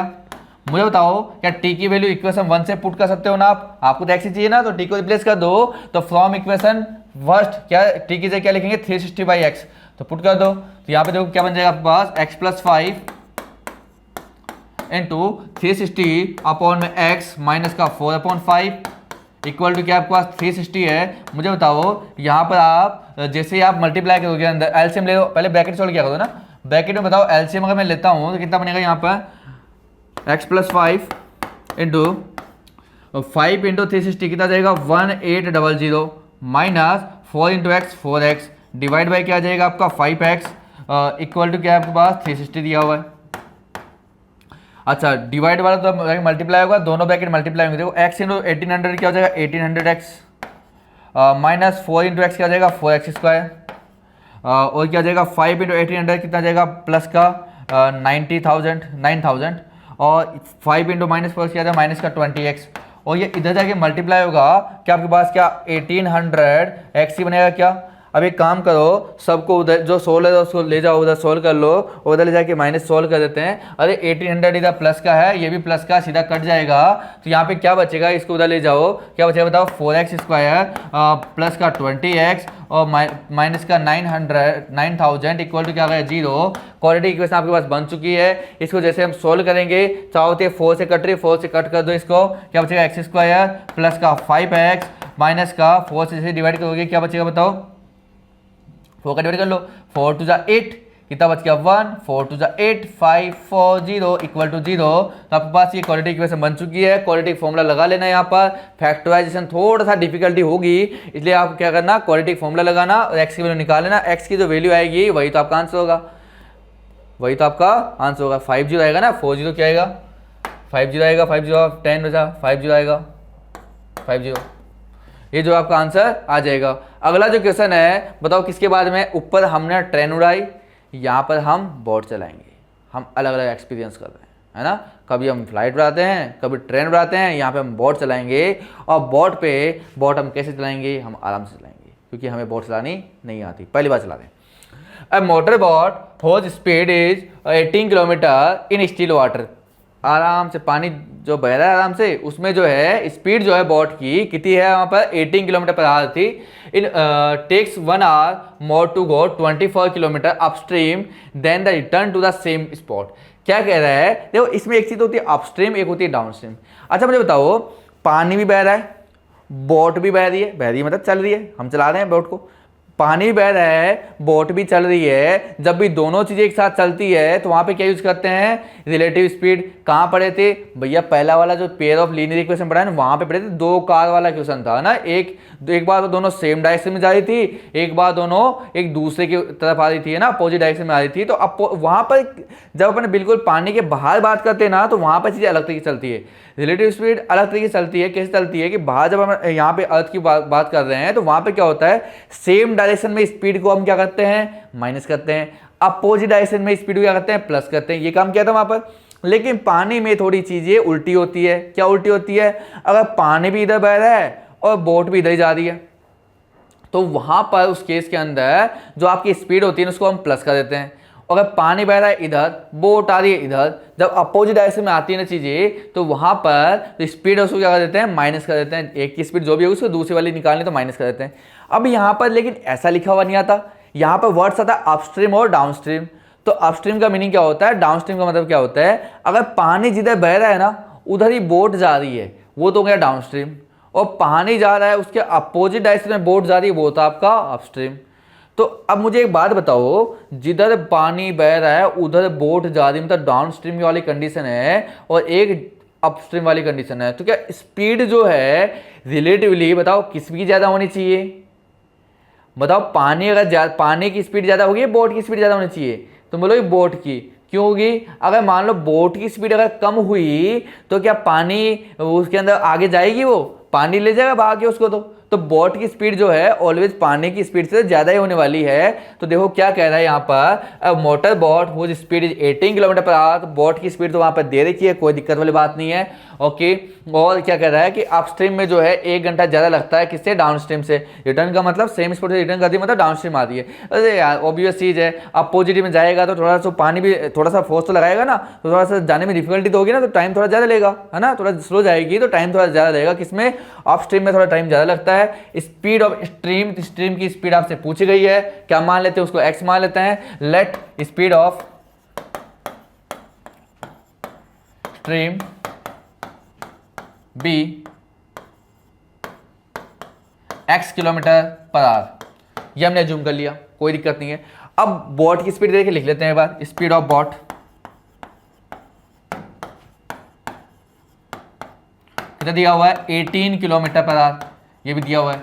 मुझे बताओ मैं बात कर रहा हूँ स्पीड किसमें अपस्ट्रीम और डाउनस्ट्रीम है ना जाना है उधर। तो अपस्ट्रीम में स्पीड क्या होगी डाउनस्ट्रीम में क्या होगी। तो स्पीड इन अपस्ट्रीम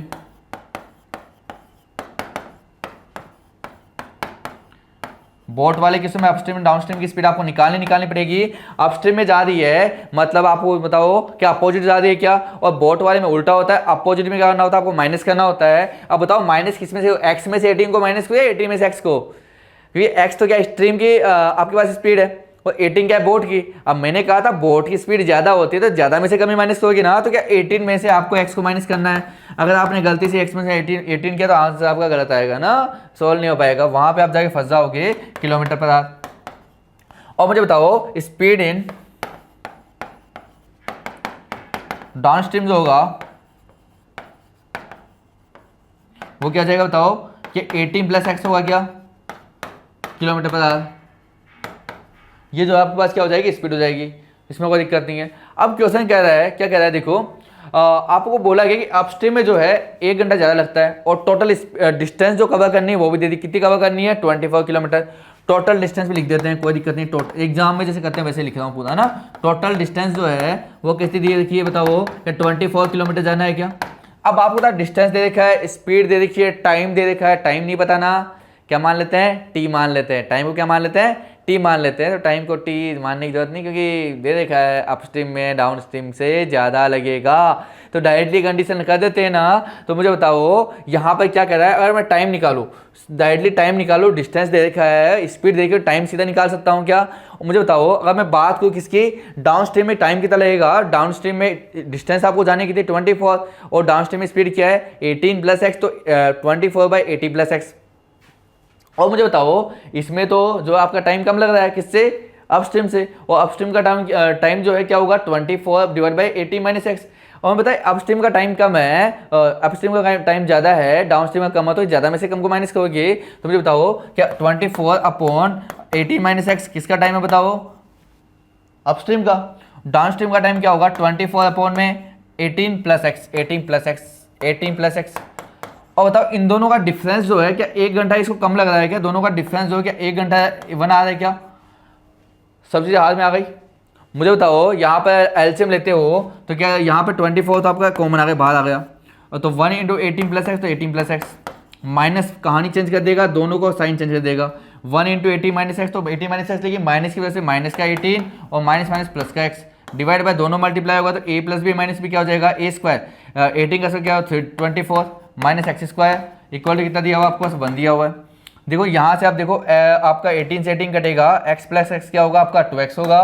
तो यहाँ पर जैसे क्रॉस मल्टीप्लाई करने जाओगे तो बताओ क्या बन जाएगा आपके पास यहाँ पर x plus x 2x into 24 क्या आ जाएगा 48x, और इधर के मल्टीप्लाई होगा क्या आ जाएगा 324 माइनस एक्स स्क्वायर, इसको पहले क्या होगा क्या आ जाएगा प्लस एक्स स्क्वायर प्लस का 48x, और इधर आ गया तो माइनस का 324 इक्वल टू 0। ये वाली जो है क्वाड्रेटिक इक्वेशन बन चुकी है। आगे इसको सॉल्व करेंगे, x की वैल्यू आएगी, और x की वैल्यू क्या आपकी स्ट्रीम की जो है स्पीड है, क्या स्पीड ऑफ स्ट्रीम ही पूछा था ना आपसे, तो जो आपका आंसर है वो आराम से आ जाएगा। अगला जो क्वेश्चन है बेटा किसके ऊपर है देखो, वाटर पाइप के ऊपर। ये इस टाइप का क्वेश्चन भी बहुत बार एग्जाम में आता है।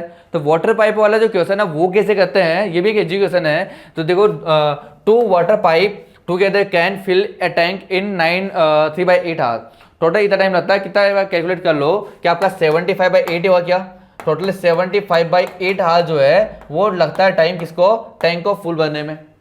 अच्छा इतना टाइम उसको फुल भरने में लग रहा है। The pipe of larger diameter take 10 hour less than the smaller one of fill. अच्छा एक तो थोड़ा बड़ा पाइप है, एक थोड़ा छोटा पाइप है। अब मुझे खुद बताओ बड़े पाइप में से ज़्यादा पानी आएगा ना, तो उसको तो टाइम कम लगने वाला है, और छोटे पाइप में से थोड़ा कम पानी आएगा, उसको थोड़ा टाइम ज़्यादा लगने वाला है। वो कह रहा है कि छोटे वाले को 10 घंटे ज़्यादा लगेंगे, किससे बड़े वाले से। अगर बड़े वाले को अगर x घंटे लग रहे होते कि छोटे वाले को x प्लस 10 आवर लगेंगे, और दोनों को मिला के अगर खोल दिया जाए तो मिला के जो टाइम लग रहा है कितना लग रहा है, कितना लग रहा है 75/8 आवर लग रहा है। दोनों को मिला के जो टाइम लग रहा है फिल करने में, एक साथ खोलेंगे तो इतना टाइम लगेगा। तो एक काम करें क्या, हमें नहीं पता कितना बनना है तो क्या उसको एक मान ले क्या, तो मुझे एक पूरी टंकी बननी है, उसमें टाइम लग रहा है कितना 75/8 हाँ। तो अगर 1 घंटे की बात कर लूँ यहाँ पे कि 1 घंटे में दोनों पाइप मिलिए कितना पानी भर रहे हैं, तो काम हो सकता है कि मेरा, तो मतलब बताओ कि अगर इधर एक बताना, इसको इधर भेजना पड़ेगा कि 8/75 होगा इधर आके, और इधर क्या 1 आवर बचेगा क्या, तो क्या 1 घंटे में आपको इतना सारा काम करना पड़ेगा दोनों को। इधर आपका ये वर्क है ना, इतना काम करना है किसमें 75/8 आवर में, तो 1 घंटे में कितना काम करेंगे इसको तो भेज दो। तो क्या 1 घंटे में 8/75 आवर का जो है टोटल वर्क करना पड़ेगा, ये टाइम होता है, ये द वर्क। अच्छा इतना काम करना पड़ेगा। अब एक काम करो, दोनों पाइप है, हमें पता है एक का हमने x मान लिया, तो टोटल तो एक ही है ना आपका। तो पहला वाला जो स्मॉलर वाला है उसको एक को बनने में कितना टाइम लग रहा है आपका, पहले लार्जर वाला ना, लार्जर वाला को एक को बनने में आपका x टाइम लग रहा था। तो बताओ एक या x आवर लग रहा है, तो क्या 1 घंटे में कितना बनेगा, तुम बोलोगे कि 1 आवर में जो बनेगा वो x को इधर भेजोगे 1/x बनेगा क्या, वो तुम बोलोगे स्मॉलर को टाइम लगा 10 घंटे ज़्यादा, तो स्मॉलर जो वाला है उसको एक को भरने में कितना लगेगा x + 10 लगेगा। तो 1 घंटे में जो है कितना बनेगा यहाँ पर, तुम बोलोगे x + 10 को इधर डिवाइड में भेजोगे, तो बताओ कितना बच जाएगा यहाँ पर। 1 घंटे में जो है वो कितना बनेगा बोलो, इधर जाएगा डिवाइड में, तो 1/x + 10 ही बनेगा ना। और क्वेश्चन कह रहा है कि दोनों को मिला के हमें 1-1 घंटे का काम सबका निकाल लिया, सबका 1-1 घंटे का काम निकाल लिया, तो आपको कोई दिक्कत नहीं है, आपको इस क्वेश्चन में 1-1 घंटे का काम निकालना है। मुझे बता 1 घंटे में ये इतना बढ़ता है बड़े वाला पाइप, और 1 घंटे में छोटा वाला पाइप इतना बढ़ता है, दोनों को मिला के 1 घंटे में काम भी देखा, 1 घंटे का काम ये है कि दोनों 1-1 घंटे का काम करे, तो ये जो वर्क है क्या इसकी इक्वल आना चाहिए क्या, ये वाला भी तो 1 ही घंटे का काम है। तो मतलब दोनों को प्लस करूँगा मैं, अगर मैं कर दूँ आपका 1/x + 1/x + 10 कर दूँ, तो ये टोटल वर्क जो है ये 1 घंटे के काम की इक्वल आना चाहिए, मतलब 8/75 की इक्वल आना चाहिए, ये वाली चीज़ यहाँ पर होनी चाहिए। तो टोटल वर्क जो आपका मिल जाएगा। अच्छा इसको हम सोल्व करेंगे, क्वांटिटी बनेगी, आंसर जो है आ जाएगा। तो क्या आई होप आपको समझ आया होगा। इस क्वेश्चन में करना क्या है आपको, सबसे पहले 1-1 घंटे का काम निकाल लेना और आराम से इसको सॉल्व कर लेना। देखो यहाँ पर मैं आपको बता देता हूँ, सबसे पहले आपने क्या किया यहाँ पर, वो अच्छा the part of the tank fill in 1 hour, 1 घंटे में कितना पार्ट बना था वो निकाल लिया ना, तो वो कितना 8/75 हमने वो तो निकाला, टोटल 1 मान लिया, तो 1 घंटे में कितना बनेगा उसको डिवाइड में भेज दिए, तो 8/75 आएगा। टाइम जो है बड़ा वाला जो x ले रहा है, छोटा वाला x + 10 लेगा। और हमें पता है एक हाथ में बड़ा वाला डायमीटर कितना बनेगा 1/x, छोटा वाला 1 घंटे में, 1 घंटे का देखो ध्यान से देखो, 1 घंटे का वर्क, 1 घंटे का वर्क कितना है x 1/x + 10, और दोनों को मिला के कितना टाइम लग रहा है, ये भी 1 घंटे का काम हो रहा है, तो दोनों को ऐड कर देंगे, तो आपका जो आंसर जो है ये आ जाएगा। क्वाड्रेटिक इक्वेशन बनेगी, x की वैल्यू सोल्व कर लेना, x की वैल्यू आपसे पूछी गई है, टाइम आपसे पूछा गया है, टाइम जो है दोनों का आ जाएगा। अगला जो क्वेश्चन है बेटा एक बहुत ही इजी क्वेश्चन है, ऐसा क्वेश्चन बहुत बार आपके एग्जाम में आ जाता है, कई बार सिचुएशन पे डिपेंड भी पूछता है कि सिचुएशन बनेगी नहीं बनेगी, लेकिन यहाँ पे तो क्वेश्चन दिया हो तो मतलब आपको सॉल्व ही करना है। The sum of the area of 2 square, 2 square है भाई, हमें नहीं पता है दोनों की जो साइड्स है वो इक्वल है कि नहीं है, तो एक की साइड अलग माननी पड़ेगी, दूसरे की अलग, तो यहाँ पे तो 2 वेरिएबल माननी ही पड़ेगी, कोई ऑप्शन नहीं है, तो कोई मानना नहीं है। तो हमें पता है कि एक की साइड, तो हम एक की साइड जो है उसको x मान लेते हैं, दूसरी वाली को y क्या मान लेते हैं, y मान लेते हैं, और एक काम होता है x को बड़ा मान लेते हैं y से, एक को तो बड़ा मानना पड़ेगा, एक को छोटा मानना पड़ेगा।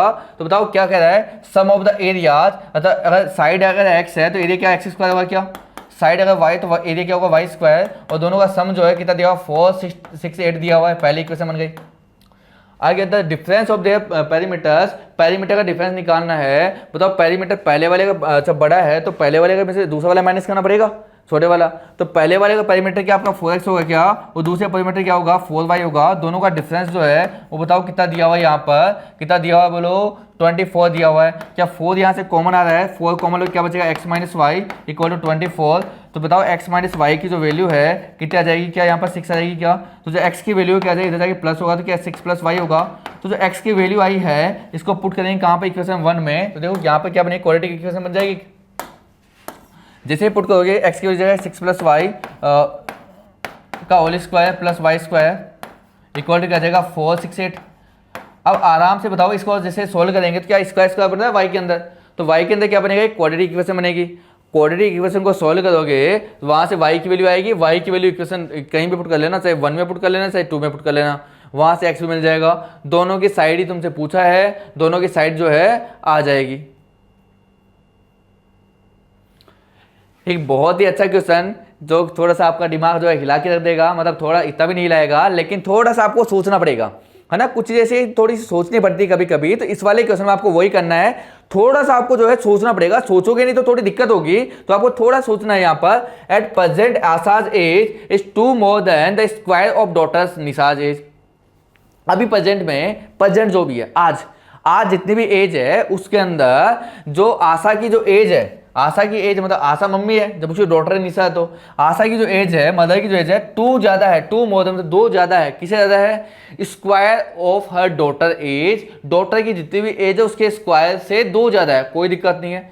एक काम करते हैं, आशा की एज को x मान लेते हैं और निशा की एज को y मान लेते हैं। लेट आसाद एज जो है, थोड़ा चीज़ आसान हो जाएगी, आसाद एज को क्या मान लिया आपने, x मान लिया, और निशा की जो एज है, निशाज एज, उसको क्या मान लिया हमने, y मान लिया।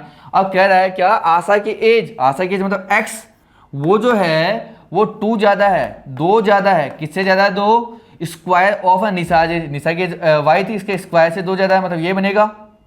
कोई दिक्कत इसमें, पहली इक्वेशन बन गई, कोई दिक्कत नहीं, 2 वेरिएबल थे तो 2 इक्वेशन बनेगी, पहली इक्वेशन यहाँ पे बन चुकी है। आगे क्या कह रहा है वो, when Nisha grow to her mother's percentage, जब निशा अभी जितनी है ना मदर, उतनी एज की हो जाएगी। मुझे बताओ निशा जो है मदर की एज कितनी होगी, आज की अगर मैं बात करूं, मान लो आशा की एज 50 है और निशा की एज अगर 20 है, तो कितने साल बाद निशा 50 की होगी। तुम बोलोगे आज अगर आशा की एज 50 है, निशा की 20 है, तो 50 माइनस 20, क्या 30 ईयर के बाद ही निशा की एज 50 होगी ना। अब ऐसा तो है ही नहीं, जब निशा बड़ी होगी 50 ईयर की होगी, तो उसकी जो मदर है वो भी तो 30 ईयर और बढ़ चुकी होगी ना। उसकी मदर कितनी की हो चुकी होगी, 80 ईयर की हो चुकी होगी, है ना। तो निशा की एज भी बढ़ेगी और आशा की एज भी आपकी इंक्रीज होगी, इसे याद रखना, दोनों की बढ़ती है। लेकिन मुझे बताओ यहाँ पर 50 और 20 नहीं है, यहाँ बोला है आशा की, आपने क्या किया था, ये चीज कितने साल ईयर चेक करने के लिए आपने आशा की एज में से निशा की एज को माइनस किया था, 50 में से 20 को माइनस किया था, तभी पता लगा था कितने ईयर बाद ये उसकी एज की होगी। मुझे बताओ यहाँ पर आशा की एज x है और निशा की एज y है, तो आपको अगर मैं कहूँ कि कितने ईयर के बाद निशा की एज मदर की एज जितनी होगी, तुम बोलोगे आशा की एज में से निशा की एज को माइनस करके चेक कर लो कितना डिफरेंस है। ये जब डिफरेंस कवर हो जाएगा ना, तो निशा उसकी मदर की एज जितनी हो जाएगी। तो आशा की एज x है, निशा की एज y है, डिफरेंस लेना है तो आशा की एज में से निशा की एज को माइनस कर दो, मतलब x माइनस वाई ईयर के बाद निशा जो है मदर की एज जितनी बड़ी हो जाएगी। तो आप लिखोगे after x minus y year Nisha gross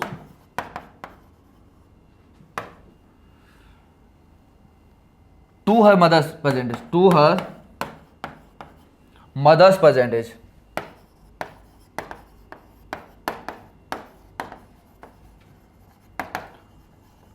ये चीज समझ आई। तो मुझे बताओ अभी कब x माइनस वाई ईयर के बाद निशा की एज जो है वो कितनी हो जाएगी। तुम बोलोगे निशा की एज आज y है, इतने साल x माइनस वाई ईयर बाद कितनी है उसको ऐड कर दो, भाई 20 में 30 कर दो तभी तो 50 आएगा ना।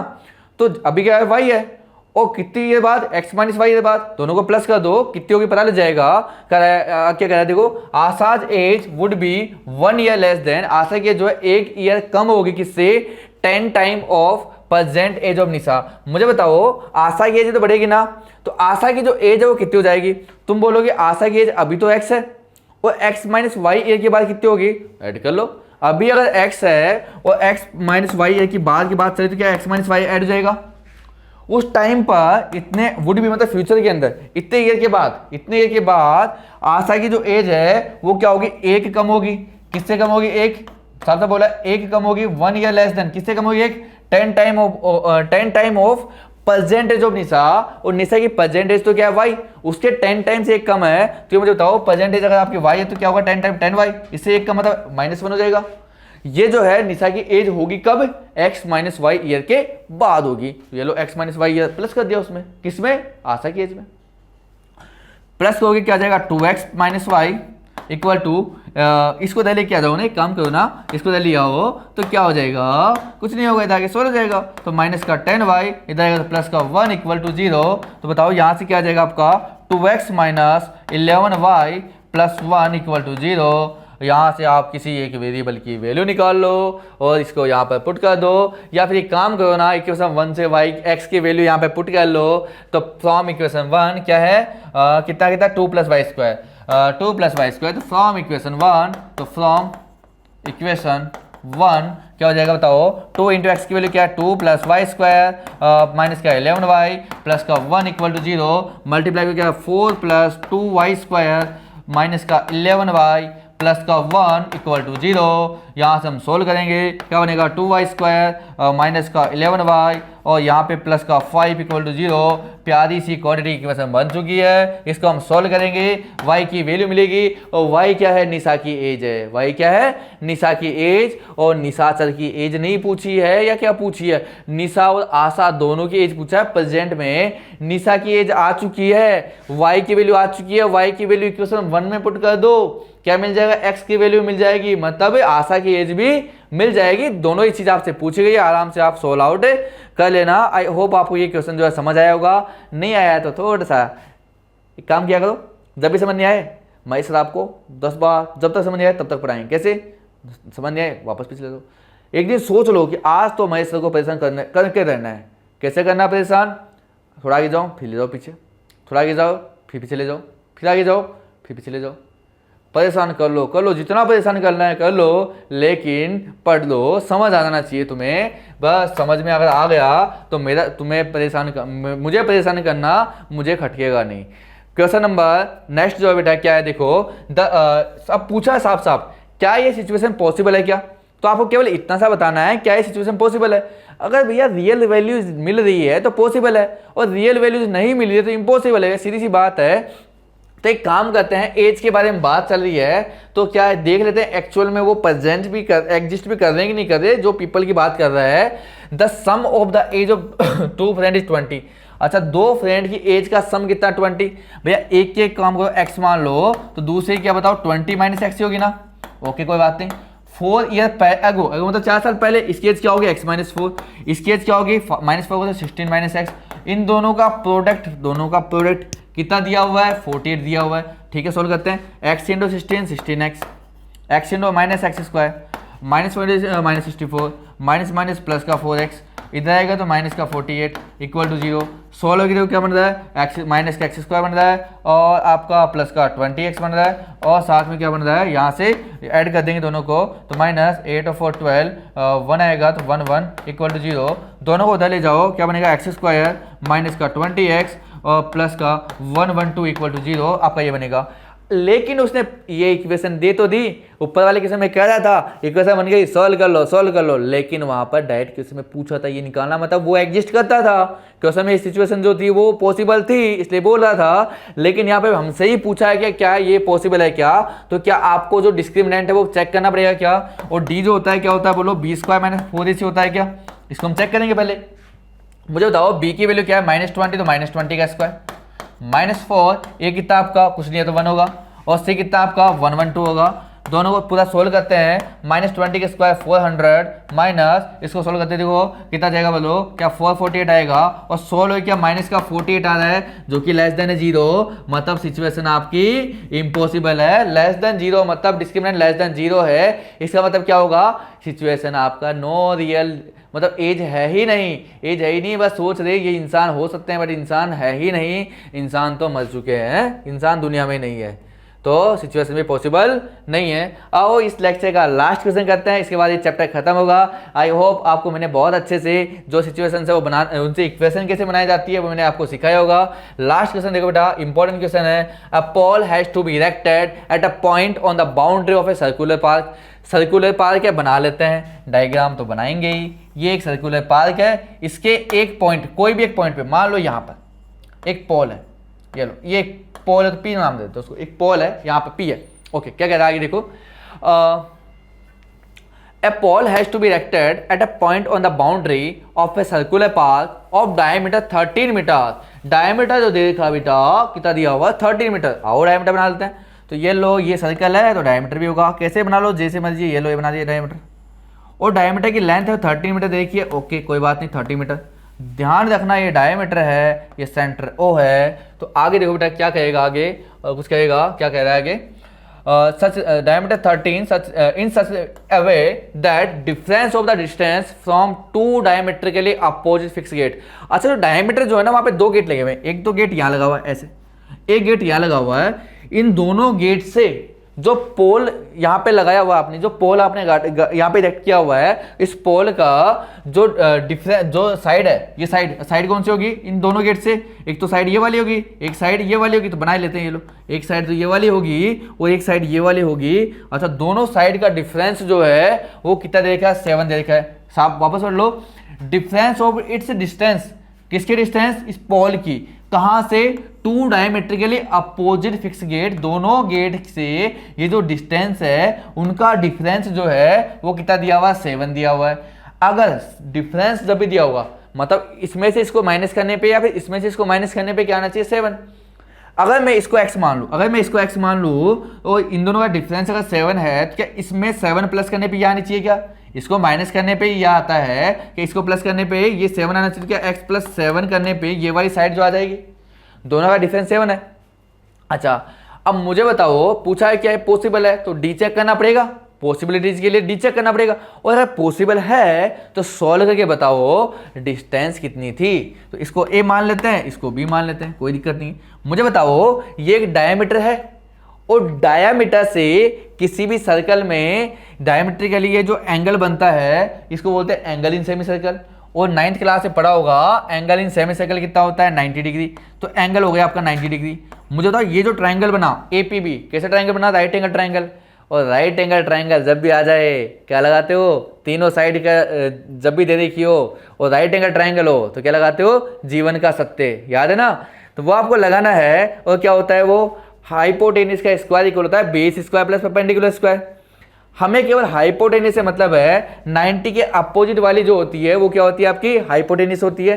तो हाइपोटेनिस पता लग गया AB है, तो मतलब AB स्क्वायर जो है वो इक्वल होगा किसके? क्या आपका AP square plus BP square के इक्वल होगा। आओ वेरी पुट कर लेते हैं, थोड़ा सोली कर लेते हैं। AB आपका 30, तो 13 का स्क्वायर इक्वल टू AP का आपका x, तो x स्क्वायर प्लस BP के x प्लस 7, तो x प्लस 7 का स्क्वायर।